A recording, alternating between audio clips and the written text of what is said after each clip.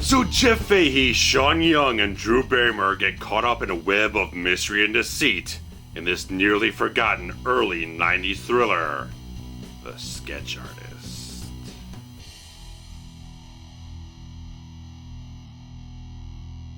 When a prominent fashion designer is shot to death after a mysterious sexual encounter, police artist Jack Whitfield is assigned to work with Daisy, the LAPD's sole witness, to sketch the potential murderer. Yet Daisy's detailed description leads to Jack drawing an unmistakable portrait of his own wife, Rayanne. In the days that follow, Jack's suspicions about Rayanne grow ever more unsettling as he discovers further evidence that tears at his troubled marriage and loyalty to the police force. However, his secrecy and hiding of evidence soon turn suspicions against him as another murder is committed, with him as the only suspect. Thus Jack has no choice but to discover the truth on his own, no matter what it may uncover for himself. So premiering on the Showtime cable network on Saturday, June 27th, 1992, as well as getting a Canadian theatrical release in September of that year, The Sketch Artist was the directorial debut of cinematographer Phedon Papamichael, who had previously shot films such as Body Chemistry and Poison Ivy, also starring Drew Barrymore, and this year's The Huntsman Winter's War, and was the first screenwriting credit of writer Michael Angeli, who would later go on to do scripts for series such as Dark Angel, Battlestar Galactica, and other cable and network primetime dramas. And like I said, this is a bit of a almost forgotten type of thing because, like I said, it's a cable TV movie that didn't have a digital release. It's never had a DVD or Blu-ray release, just a Laserdisc and VHS release, but thankfully I recently discovered this by way of MGM HD, their cable on-demand system, and it's also available by way of Amazon Instant Video. And I always really like these types of early to mid-90s thrillers with these sort of mysterious, seductive edge to them. They just have this aura, this air about them that just really kind of pulls you in with a very interesting atmosphere that it has and just hooks you in so well. And just thought this film really captures a lot of things I really like from this era of types of thrillers or anything, these cable TV ones, that overall this film really doesn't come off too much as a TV movie aside from like sort of fade outs, fade ins that it kind of has with transitions and everything. But in a large case with this film, it comes off as almost a cinematic type of film with some fantastic cinematography by Wally Pfister, who has shot the vast majority of Christopher Nolan's films.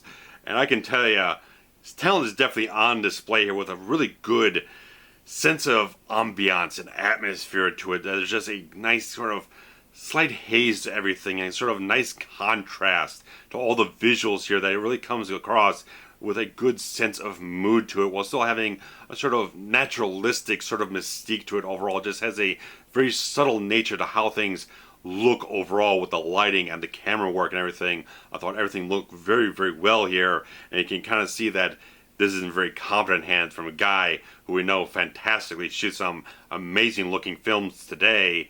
And leading off this film is Jeff Fahey, who does a really fantastic performance here as Detective Jack Whitfield. That I really like this sort of ragged type of feel that he has. He's a little bit rough around the edges type of guy with having this marriage that is kind of a bit of it on the rocks. He's having very much strong troubles with his wife and everything, portrayed by Sean Young here. And just like interesting to see that type of almost sort of film noir type of aspect of a character here, that this guy is a bit down on his luck, but a bit rough around the edges, like I said, and has that kind of air of mystery going around him and everything. And these sort of great moments in the film, we just have this great sort of almost mesmerizing type of feel with him in a certain way when he's just kind of glaring at that sketch that he's made from account that Drew Barrymore's character is given, and slowly turns into the image of his wife. And it's these great little things throughout the whole film that you get a little doubt and whatnot. He's kind of not certain and whatnot. He's starting thinking, because he's got this troubled marriage and he's thinking about his wife so much, could that have influenced how he sketched the whole thing? And it's all this kind of doubt that he kind of builds up and this conflict that he has. I think Jeff Fahey just does a really good performance here, leading this film with a nice sort of cool edge to him. He's just this character with a certain sex appeal and a certain just a quality to him. They just like, he's magnetic, he's gravitas to him. And just this character, you just have this great draw towards, that you just enjoy what he has to offer on screen with his presence and his charisma and all these different things with his attitude that he brings forth and all the sort of emotional qualities that he has to struggle with in this interesting type of mystery that he has going on that is very internalized, very sort of personalized and intimate in certain ways. So I thought Jeff Fahey really did a very good job leading this film, and every single beat of it. He's really the thing that I gravitated the most towards, being engaged with his character, seeing how he's going to go through this whole thing, and just dealing with all the conflicts that he has, first with his wife, and then with the police investigation. All these things keep mounting up and kind of pushing him towards him to get him in deeper trouble and all these different things. I thought he does a very good job in this film, just leading this with a very solid type of acting performance that I think this is right. This has to be right in his, almost in his prime of what he was doing at the time. Just like, he's so much on point and such a good actor here, and has that great look to him overall, with the, always with those great eyes that he has and all these different things that he has with his appearance and how he's presented on screen. I thought he did a wonderful job here. But Sean Young has a bit of a problem here, because a lot of people will probably say to you that Sean Young has never been a fantastic actress, at least in terms of dramatic type of stuff. When you see her in something like Ace Ventura, I think she's absolutely fantastic. But in more dramatic type of things, I don't think she holds up as terribly well as she possibly can be. And this is definitely a performance that feels a little bit flat, a little less, lacks a certain genuine quality to it. I don't know if it's an actual performance or there's dubbing going on afterwards, but there just seemed to be a bit of a disconnected feeling with her performance in terms of the investment of the emotionality of the storyline, all these sort of things going on. Certain moments where she has to be a bit more, throw a little bit more conviction into the performance, get a little bit more heat or whatnot, get a little more intense.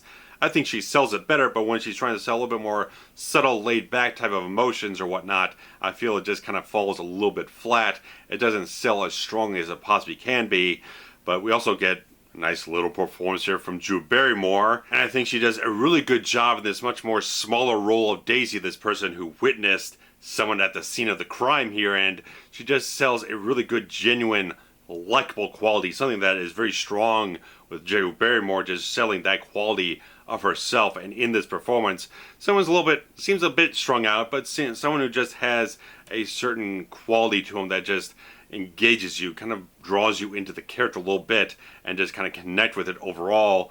And it's a very good small performance that she has here that I think just adds a little something extra to the film overall. And there's some great other supporting cast in this film, such as Tchéky, Karyo, who is playing one of the people who is possibly suspected of the murder, someone who's kind of tied up in the web of all this type of stuff, and he's always a great actor. He's the bad guy in Bad Boys, he shows up in GoldenEye, he shows up in a lot of films, and just does a fantastic job every time he steps in front of the screen.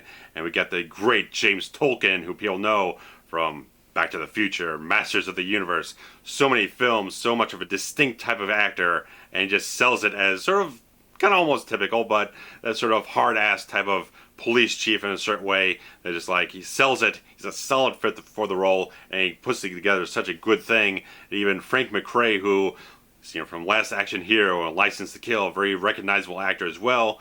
A lot of these smaller type of roles, he plays the friend and sort of partner of Jack Whitfield here, of Jeff Fahey, and he does a really good job holding up a very good quality in this film as sort of a confidant, someone who's kind of helping him as much as he can on the side there when things kind of turn against him and he's kind of implicated in the wrong end of a murder of sorts in this whole thing. So it's like a really good cast that's put together here, with a slight fall off there with Sean Young, unfortunately, but some good supporting cast in this film and a really good lead from Jeff Fahey here that I just think this is a really good cast that holds up the material very well. That if you have these thrillers, which I've seen plenty of, they're just there to throw on to just have a little bit of titillation or whatnot. But if you have the script that doesn't seem like it's anything that's all that special, which this script is nothing terribly special, but when you put the right actors into the roles and they add something more deeper and dimensional, just have a little bit more something into this film,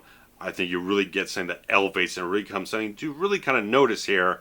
And I think the story in this film and the overall style and the approach that Phedon Papamichael apparently brings to this, that I think there is a good seductive atmosphere that really kind of weaves together a very engaging type of story here, that I just think there's so many good twists and turns in this thing that really kind of gives you a little bit guessing. You're not entirely certain, and it's like, even if you think that you kind of figured out a little bit of the thing, there's still other elements to kind of put together in the whole thing. But it's not like this is The Usual Suspects or it's Seven or something like that. It's not like something that's high, but it has a nice narrative that kind of turns in different places. It keeps you invested with the character portrayed by Jeff Fahey, because again, doing such a good job performing in this film, and just having a good director here that really kind of, again, brings together a cinematographer who knows how to put together a really good looking film with a little bit of touch of atmosphere and various other things.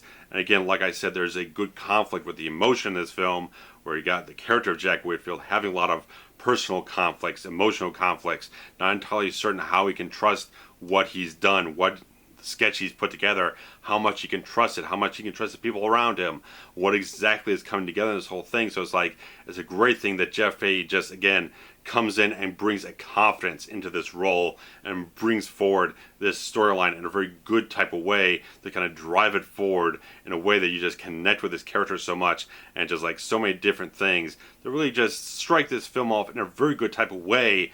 And I really enjoyed the music from Mark Isham, his score in this film. I just had to buy it off of iTunes. That's weird that this is a film that has no DVD release, has no Blu-ray release, mostly stuck back in the analog age, aside from a cable on-demand system and one ability to buy it off of Amazon Video. Soundtrack's easily available on iTunes. I really enjoyed what Mark Isham, who also did scores to like Point Break and Time Cop and a couple other films, that really kind of shows that he does have a range of different types of scores in him. And I just like this sort of airy type of seductive ambiance that he has with the score. It's very early mid-90s sort of smooth type of almost jazz type of feel, with some nice guitar work in it too. Just like, it had a really good era that just like, watching films, like I really like the sound of the score overall, and just like I really had to grab it because it's just like something you can just relax to and really enjoy and just kind of ease back and everything. But it's like, it aids the film very well with a nice air of what the mystery is driving towards, and all these things kind of putting together with some moments of sensuality too. So there's a few little sex scenes, a few little things that kind of get you stimulated a tad bit. So it's like, it has a nice type of feel to it, really evocative of that time and everything that was made. It's a very good type of score that I really enjoyed a lot. It's not going to stimulate you on like a action movie level or really tense thriller, but something that has that type of atmosphere and ambiance. I think you'd really enjoy it if you want to check it out on iTunes, or even grab a CD release of it. It's easily available to you. And just like watching this film for the first time ever, having heard about it before, but never really remembering to ever check it out, I really enjoyed this film. And just like, it's a nice, easy thriller to kind of lay back with, but still very, very invested in where it's going, because it has, again, that good atmosphere and the mood to it, and very good performances. Jeff Fahey, again, can't stop singing his praises in this film. I thought he was just on top of his game here, just bringing all the emotionality out of this character, just showing the subtlety and the conflict, all the various things that really this film demands from him. It brings it forth so fantastically. And it's like, I was slightly surprised that this was just a cable TV movie, because it had a certain quality to it, especially having seen it now in widescreen and everything. It really holds up as if it probably would have been a theatrical release overall, but shows to the quality of what Showtime was probably producing at the time.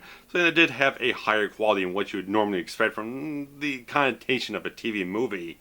It just comes off with so much good talent. Wally Pfister, again, Fahey and Drew Barrymore and some other people here really kind of elevating this thing to a very good cinematic level to be enjoyable on that level. So it's like, if you really enjoy these types of films, these sort of mystery thrillers with a little tinge of eroticism, not too much, it's just a little bit in there, seductive aura to it, I think you'd really enjoy this. I think if you do have MGM HD and you can find it on your cable listings, or hit up the on-demand, or, like I said, you can grab it in standard definition on Amazon Instant Video, I would definitely suggest you guys check it out, because I definitely enjoyed it, and I think hopefully you guys would too. And it's like, there was a sequel made to this that also stars Jeff Fahey along with Courtney Cox.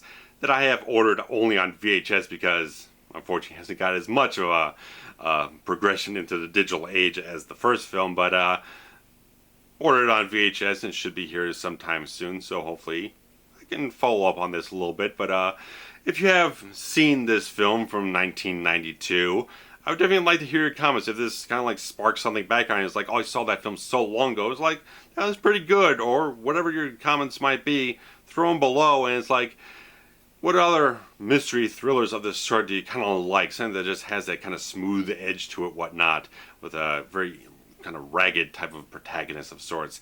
I really like to hear that type of thing, or just any kind of like early 90s thriller of this sort that really kind of sparks off that feeling for you overall. So definitely push your comments below and the thumbs up on the video. Just one of those things I kind of like, just wanted to throw off on a quick thing here. So it's like, not quite as in-depth as my usual stuff, but I kind of like doing this. I kind of like throwing stuff out there that's a little bit different, a little bit underseen, and hopefully we'll be able to discover it, and like maybe it'll generate a little bit some interest and whatnot. So whatever the case, so definitely check it out, guys. Amazon Instant Video, like I said, or MGM HD at your leisure. So thanks for watching, guys. I'll be back soon with some other great stuff. So take care. Bye bye.